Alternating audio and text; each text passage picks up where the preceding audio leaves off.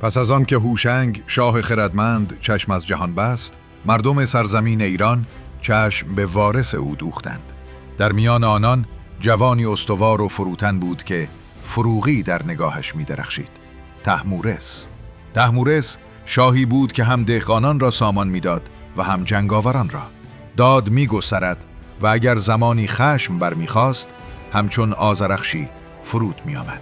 از یزدان خواست راه درست را بر او بگشاید، نیروی جنگ و تدبیر را در جانش نهد و سرزمین را از آشوب نگاه دارد. میدانست در ژرفای کوه‌ها دیوانی اهریمنی کمین کردند، پس سوگند خورد با یاری ایزد آنان را در هم بشکند. سپاهی نیرومند فراهم کرد، سواران مهیا شدند و با او به سوی کوهستان‌های تاریک رهسپار گشتند. طهمورث گرز سنگینش را چون صاعقه بر صخره‌ها می‌کوبید.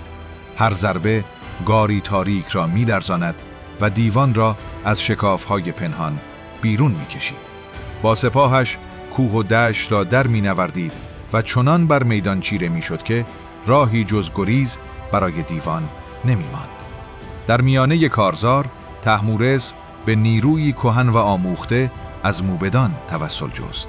بندی از افسون برساخت و با آن دیوان سرکش را چون سایه‌ای ناتوان بر خاک نشاند. اما در واپسین لحظه، هنگامی که دیوان مغلوب بر خاک افتاده بودند و سپاه او تیغ‌ها را آماده فرود کرده بود، دیوان زبان به کاری گشودند که در هیچ جای نبرد انتظار نمی رفت. اگر خون ما را نریزی و ما را نگاه داری، تو را سگونه هنر نبشتن می آموزیم، دانشی نهان که هیچ آدمیزادی از آن آگاه نیست. طهمورث فرمان داد پوست و سنگ و چرم بیاورند. دیوان با انگشتان دود زدهشان خطهایی بر خاک کشیدند.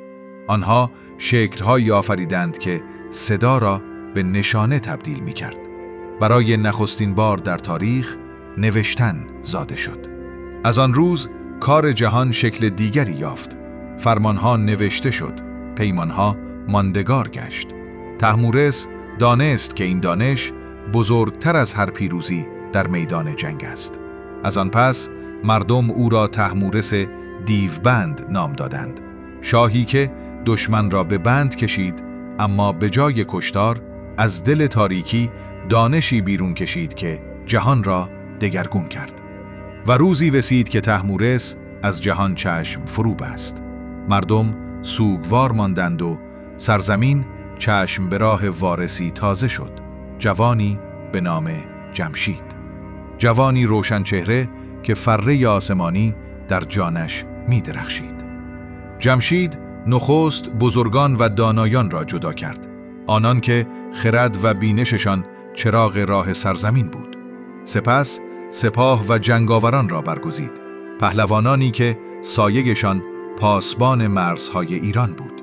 آنگاه آنانی که زمین را به بار می آوردند را جدا ساخت.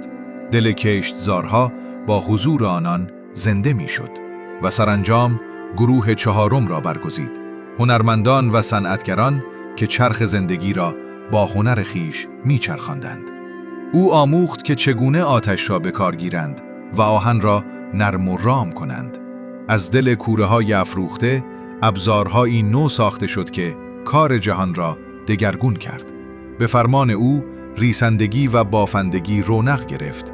رشته‌های نازک پشم در دست مردم جان می گرفت و جامه‌هایی نو پدید می آمد.